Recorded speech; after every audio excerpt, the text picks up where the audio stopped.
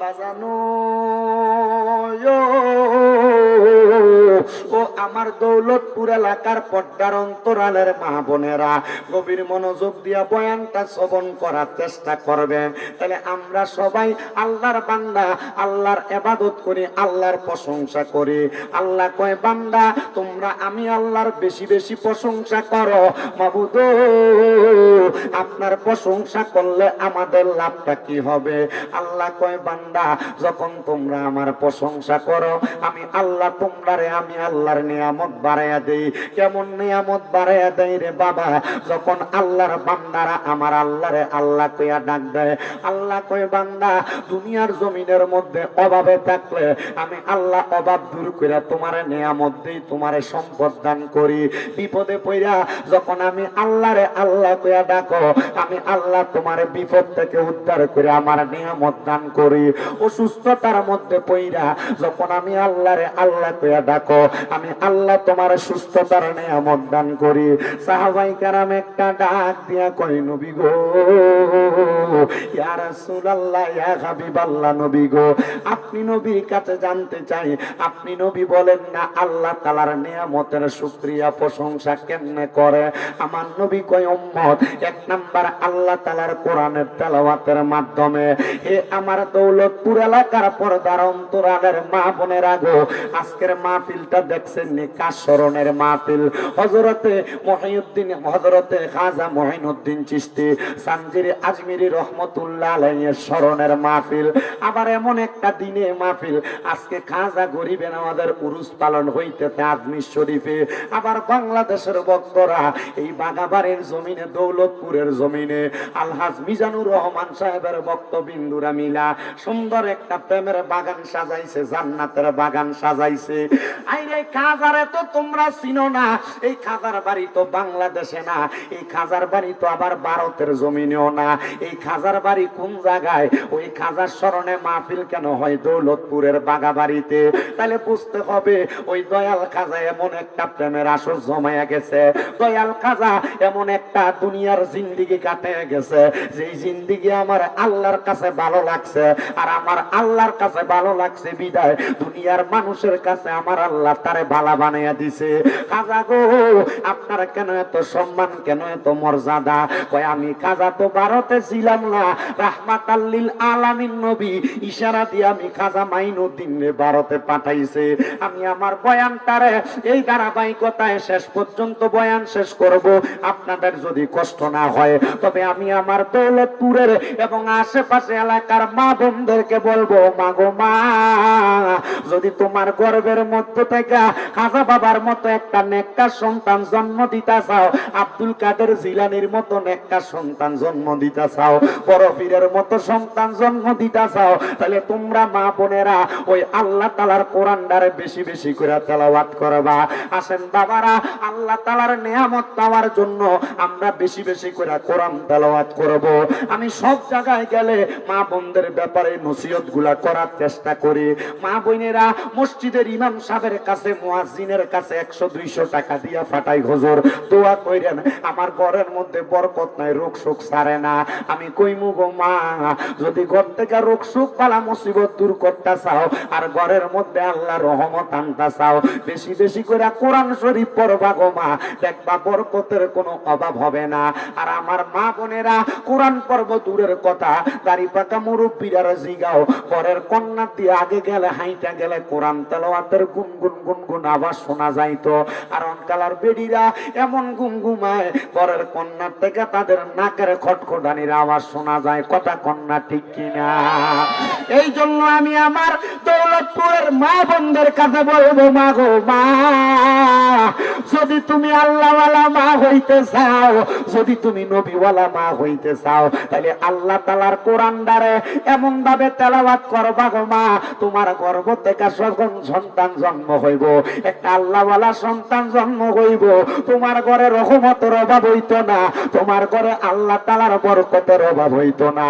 আসেন আমরা ওই খোদার রহমত বরকত পাওয়ার জন্য মুহাব্বতে আল্লাহ তাআলার কোরআনের তেলাওয়াত করি। আর পড়িয়া আউযু বিল্লাহি মিনাশ শাইতানির রাজিম, বিসমিল্লাহ বিসমিল্লাহির রহমানির রহিম قل أطيعوا الله وأطيعوا الرسول وأولي الأمر منكم وقال تعالى في شان حبيبه ومحبوبه ومعشوقه مخبرا وآمرا إن الله وملائكته يصلون على النبي يا أيها الذين آمنوا صلوا عليه وسلموا تسليما اللهم صل على লানা মুহাম্মাদ ওয়ালা আলে সাইয়্যিদানা মোহাব্বতের আওয়াজে জোরে জোরে পড়েন আল্লাহুম্মা সাল্লি আলা সাইয়্যিদিনা মাওলানা মুহাম্মাদ ওয়ালা আলে সাইয়্যিদিনা কেউ বড় হয় দনে জানে কেউ বায়াবার মান সম্মানে ঠিক কিনা কেউ বড় হয় দনে জানে কেউ বায়াবার মান সম্মানে আমরা চাই গো নবীর দিদার এই দুনিয়ার মাঝেতে আল্লাহ হুম্মা সাল্লি মুহাব্বত নিয়ে পড়েন ঈমান কাজ হইব জোরে মাওলানা মাদওয়ালা আলে সাইয়্যিদিনা আমি আমার এই হোমনা এলাকার দৌলতপুরের বাগাবাড়ির জান্নাতের বাগান মাহফিল থেকে বলতে চাই আপনারা বলেন আমার নবীর উপরে দুরূদ শরীফ আদায় করলে লাভ আসেনি কম না বেশি অনেক বেশি লাভ কিন্তু কিছু ফকিন্নির ফুলারা বর্তমান জামানায় আইসা নবীর দুরুদের ব্যাপারে আমরারে ফতোয়া দেয় যে সুন্নিরা আল্লাহুম্মা সাল্লি আলা দুরুদ পড়ে ইয়া নবী সালাম আলাইকা কয় আমরা নাকি বন্ড আমরা নাকি বেদাতি কয়নি ওই কি নূর আলাপুর হাবিব ভাই কইলো হাবিব ভাই আইছি না দিয়া আইছে না মনে হচ্ছে এই নূর আলাপুরে মাহফিলে দাও না আমার কাছে বিচার দেয় কই হুজুর আমরা যে সুন্নিরা নবীরে জিন্দা নবী কই হুজুর এক মৌলবী সবাই ফতোয়া দিয়া গেছে হুজুর ইয়া আমরা নবী যদি জিন্দা হয় তাহলে নবী মরব কবে ধরে কোন নাউজুবিল্লাহ কয় না বল আমি বললাম ফকিনের হুজুর আপনারা বাইন্দা রাখেন নাই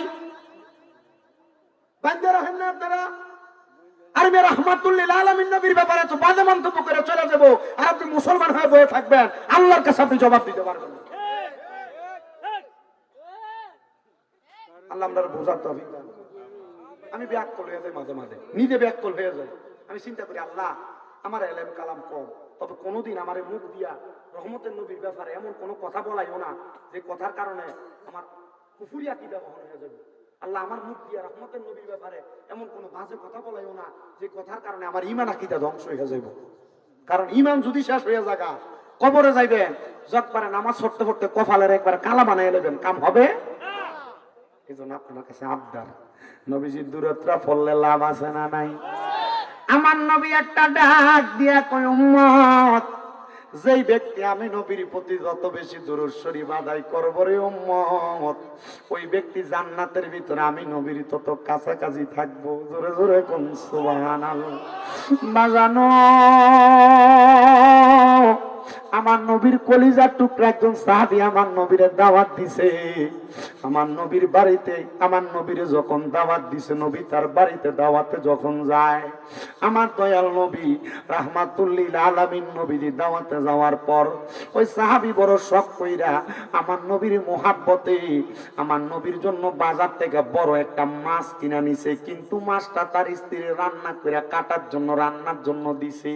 চুলার মধ্যে ওই মাছটা রান্না হয় না। রহমতের নবীর জিগায়, নবী গো, জীবনে কত মাছ কিনলাম বাজার থেকে, রান্না করলাম রান্না হয়, আজকে তো মাছটা রান্না হয় না। আমার নবী জানে আদের কলিজার টুকরা সাহাবী যেই মাছটা ধরা হইছে আর যেই জাল্লা বেড়া মাছটা ধরছে, এই জাল্লা বেড়া মাছটা যখন ধরছে, এই মাছটা নদীর কিনারায় আইসা আমি নবীর প্রতি দুরূদ শরীফ আদায় করতেছিল। আল্লাহর কসম রে সাহাবী, যার জীবনটা নবীর দুরুদের মাধ্যমে কাটাইয়া দিয়া দুনিয়া থেকে যাইব, যদি আগুন দুনিয়ার আগুন ওই মাছটার আগুনের ডেকের মধ্যে রান্না না করতে পারে, তাহলে জাহান্নামের আগুন তো দুরুদের পাগল উম্মতের জ্বালাইতে পারবে না। ওরে দুরুদের পাগল হইলে করবে নবী পার কন্যা, দুরুদের পাগল হইলে করবে নবী পার। আল্লাহুম্মা সাল্লি আলা পরবার বার কন্যা, আল্লাহুম্মা সাল্লি আলা। নবীর দুরূদ পড়ে যারা আরে সঠিক ঈমান পাইল তারা, কন্যা নবীর দুরূদ পড়ে যারা আরে সঠিক ঈমান পাইল তারা। আইরে সকল উম্মত বারে বারে, সকল উম্মত বেশি বেশি দুরূদ পড়ো বারে বার। আল্লাহুম্মা সাল্লি আলা পড়ো বারে বার কন্যা, দুরূদের পাগল হইলে করবে নবী পার কন্যা, দুরূদের পাগল হইলে করবে নবী পার। আল্লাহুম্মা সাল্লি আলা পড়ো বারে বার। আমার এই এলাকার ভাই বাবারা, শুধু নবীর দুরূদ আদায় করলে এই লাভ হয় না। আমার নবী কই উম্মত, দুনিয়ার জমিনের ভিতরে দুরূদ পড়ার ধরন হইল দুইটা। জোরে কন্যা কয়টা? দুইটা হইল দুরূদ পড়ার ধরন। আমার নবী কয় আমার উম্মতেরা যখন আমি নবীর প্রতি দুরূদ শরীফ আদায় করে, একদল ফেরেশতা এই কাজে নিয়োজিত, যারা আমি নবীর কাছে তাদের দুরূদ শরীফটা নিয়ে পৌঁছায়া দেয়। কিন্তু আরেক দল উম্মত আছে আমি নবীর প্রতি দুরূদ শরীফ আদায় করে, ওই দল উম্মতেরা যখন মুহাব্বতে আমি নবীর প্রতি দুরূদ শরীফ আদায় করে, মুহাব্বতে দুরূদ শরীফ আদায় করার কারণে ওই উম্মতের দুরূদ আমি নবীর কাছে পৌঁছানো লাগে না, পৌঁছানো লাগে না। আমি দয়াল নবী নিষ্কান মুবারকে তার দুরূদ শরীফের আওয়াজ শুনতে পাই। আমার নবী কই উম্মত রে, শুধু আমার নিষ্কান মুবারকে শুনতে পাই না, যখন ওই উম্মতরা আমি নবীর প্রতি দুরূদ শরীফ আদায় করে, কোন জায়গার মধ্যে বৈশা দুরূদ পড়ে আমি নবী সেই জায়গার পরিচয় জানি। যেই ব্যক্তি দুরূদ পড়ে আমি নবী তার বাবার পরিচয় জানি। তাইলে বোঝা যায় দুরূদ পড়া দুই রকম, একটা মুহাব্বত, একটা মুখে মুখে। মুহাব্বত লইয়া দুরূদ পড়লে আমার নবী আপনার বাপ দাদার পরিচয় জানে। কোন জায়গায় বৈশা দুরূদ পড়ি আপনার নবী সেই পরিচয় জানে। আমি আমার দৌলতপুরের মা বোনদের কাছে বলবো গো মা, মুহাব্বত দিয়া চোখটা বন্ধ কইরা অন্তরে অন্তরে মুহাব্বতে দুরূদ শরীফ আদায় করবেন। আমার ভাই বাবারা, আপনারা মুহাব্বতে জবানটা ছাইড়া দিয়া এসকুনিয়া দুরূদ শরীফ আদায় করবেন। আল্লাহ ও সাল্লি আলা মুহাম্মদ ওয়া আলা দেনা মুহাম্মদ ওয়া আলা দেনা মুহাম্মদ। কান্দায়ো না, কান্দায়ো না আমার নবী রে কন্যা, কান্দায়ো কান্দায় নাই আমার নবী রে, নবী রে কান্দাইলে কাঁদবা হাসরে আল্লাহুম্মা সাল্লি আলা মুহাম্মাদ ওয়া আলা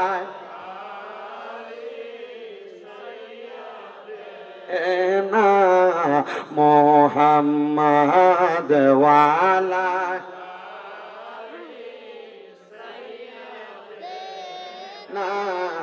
মুহাম্মদ নবীর সনে প্রেমের ডোরি বান্দনা কন্যা নবীর সনে প্রেমের ডোরি বান্দনা শয়নে সফনে দেখবা মদিনায় আল্লাহুম্মা সাল্লি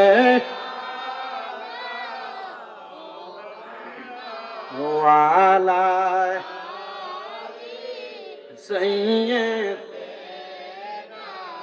মুহাম্মদ লা ইলাহা ইল্লাল্লাহ লা ইলাহা আল্লাহ কাউরে বানাইলা সফিউল্লাহ কাউরে বানাইলা খলিলুল্লাহ কন্যা কাউরে বানাইলা সফিউল্লাহ কাউরে বানাইলা খলিলুল্লাহ মোর নবীরে দয়া করে মোর নবীরে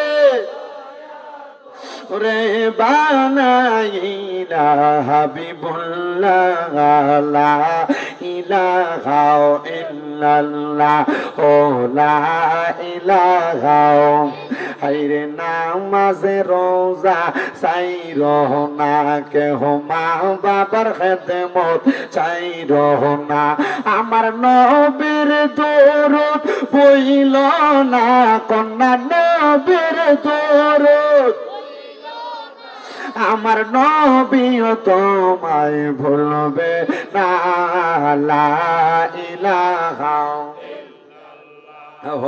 লা ইলাহা হাইরে অনেক দূরে মদিনা হাইরে যার নাই কোন তুলনা দৌলতপুরের মানুষ ওই মদিনা আমরা যাইতাম চাইনি রে বাবা আমি বেশি দিন হয় নাই ওই নবী রওজা মুবারকরে জিয়ারত করে আইছি আসার লগে লগে আমার এক ভাই কই হুজুর আপনি চুলডি কইরি তো দেখতে ভালোই লাগতো আমি কইছি রে ভাই মক্কায় যাওয়ার কারণে হজ করার পরে চুলডি ফালাইয়া দিছি তবে আমার নিয়ত আছে চুলগুলো আবার বড় করতাম তবে আবার মনে মনে আরেকটা নিয়ত করছে আল্লাহ যদি আমার কবুল করে প্রতি বছর একবার মক্কা মদিনা যাইতাম এত মজার জায়গা শান্তির জায়গা আমি শুধু মক্কা মদিনা গেছি না রে বাবা আমি যাওয়ার পরে সারা বাংলাদেশ না বিশ্বের মানুষের লেগে দোয়া করছি আমি কইছি আল্লাহ যারা এখনো মক্কা মদিনা আইতে পারছে না তুমি তারা একবার হইলো মক্কা মদিনা মরার আগে দেখাইও এত মজার জায়গা আমি একটা ফজিলতের কথা শুধু বলি মক্কা মদিনার বাগাবাড়ির মসজিদের ভিতরে আর হোমনার মসজিদের ভিতরে এক ওয়াক্ত নামাজ পড়লে এক ওয়াক্তে সওয়াব মদিনা শরীফে এক ওয়াক্ত নামাজ পড়লে 50,000 রাকাতের সওয়াব মক্কা শরীফের ভিতরে এক ওয়াক্ত নামাজ পড়লে 1 লক্ষ রাকাতের সওয়াব কোন দিন আপনি 1 লক্ষ রাকাত নামাজ পড়া শেষ করবেন এই জন্য নিয়ত করেন টাকা পয়সা ধন দৌলত জায়গা সম্পত্তি যা আছে এগুলা থেকে একটু ব্যয় কইরা আগে আল্লাহর ঘর কাবাটা দেখে আসেন ফুতেরে দিয়া যাইবেন ফুতে জায়গা জমি নষ্ট করব উল্লাস কইরা কাটাইবো সন্তানরে দিয়া যাইবেন নিজের মতো কইরা ব্যয় করব আমি আমার পর্দার আড়ালের মা বোনদের কাছে বলবো মা গো মা স্বর্ণ গয়না তো অভাব নাই গো মা জামাই তোমার প্রতি বছর বিদেশ থেকে ব্যবসা বাণিজ্য করে 1 ভরি 2 ভরি স্বর্ণের চেইন কানের দুল বানাইয়া দেয় মা গো মরণের পরে গো মা এই স্বর্ণ গয়না গুলা তোমার জিফুতে বাক কইরা লইয়া যাইব কবরে দিত না মা কবরে শুধু ভাস টুকরা কাপড় লইয়া যাইবা আমি কইমু গো মা এখান থেকে একটু স্বর্ণ বিক্রি করে গো মা মক্কা মদিনার মেহমান হওয়ার চেষ্টা করো গো মা।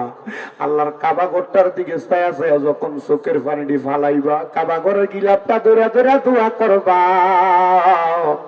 আমার বিশ্বাস আমার আল্লাহ একটা দোয়া খালি দিত না। আমি দেখছি মদিনা শরীফের একবারে কাবলা বরাবর অনেক সুদানি মহিলারা, অনেক পাকিস্তানি মহিলারা, মালয়েশিয়ান মহিলারা নবীজির সবুজ রওজা মুবারকের গম্বুজটার দিকে ছায়া ছায়া চোখের পানিটি ফালাইয়া দিয়া দিয়া কান্দে।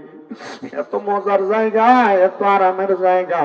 বিশ্বাস করেন বাবা, মক্কা মদিনা থেকে আসার পরে বাংলাদেশের কোন জায়গার ভাল লাগে না।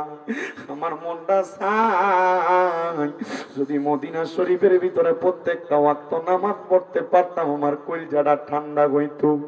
মক্কা শরীফের কালা গিলাপটার ভিতরে দৌড়া দৌড়া দোয়া করতে পারলাম, আমার মনটা শান্তি হইতো। জানেননি আমার ভাগ্যটা কত বালা। কত মানুষ হজ করতে যায়, যায় কিন্তু হাজরা আসওয়াদ কালা পাথরটার ভিতরে চুমো দিতে পারে না। আমি 10 দিন মক্কায় ছিলাম, 10 দিনে 10টা উমরা হজ করছি। আমি 10 দিন 10টা উমরা হজ কইরা কইরা 10 বার কালা পাথরটাতে চুমা দিছি। লন্ডনের মঞ্চেস্টারে থাকে আমার একজন বাবা সাইদ কবির সাহেব, আমার সাথে ছিল। আমার একজন মা মনোয়ারা খাতুন, ওনারা লন্ডনে বিশ্বনাথে বাড়ি সিলেটে।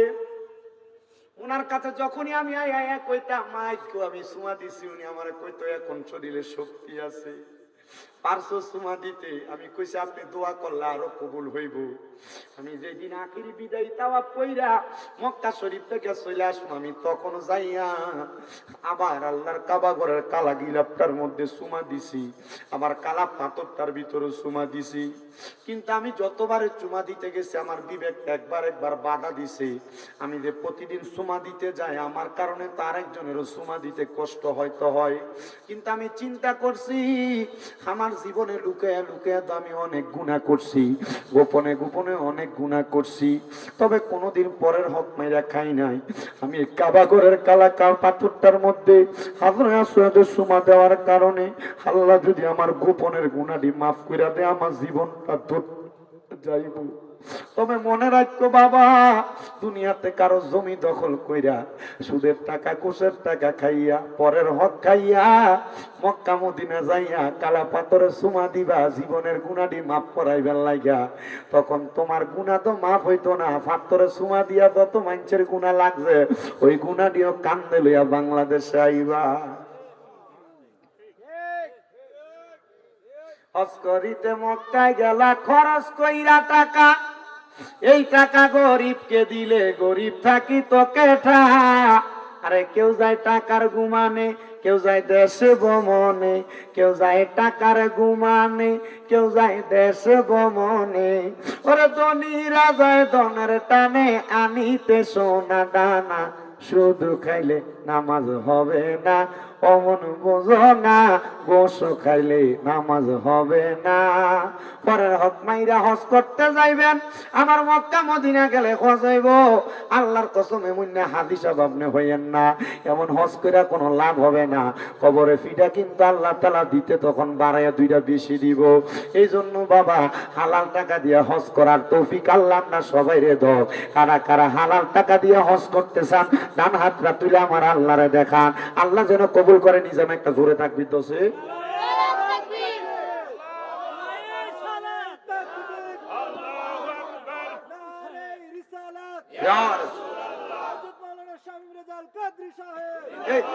আপনারা কি 40 ডেক কয় ডেক কথা কয় না, 40 ডেক গরু 3 ডেক খাসি 5টা। আপনারা যে তাকবীর দিচ্ছেন, তাকবীর এটা তাকবীর হইলো, একটু জোরে তাকবীর দেন চাই। নারে তাকবীর, আল্লাহু আকবার। কতক্ষণে কইছে নারে রিসালাত, ইয়া রাসূলুল্লাহ। হাজা বাবার উরুস শরীফ, হাজা বাবার উরুস শরীফ, সুন্নি মহাসম্মেলন। মারহাবা। মক্কা মদিনা যাইতে চাই কি চাই না, যারা যারা যাইতে চাই জোরে জোরে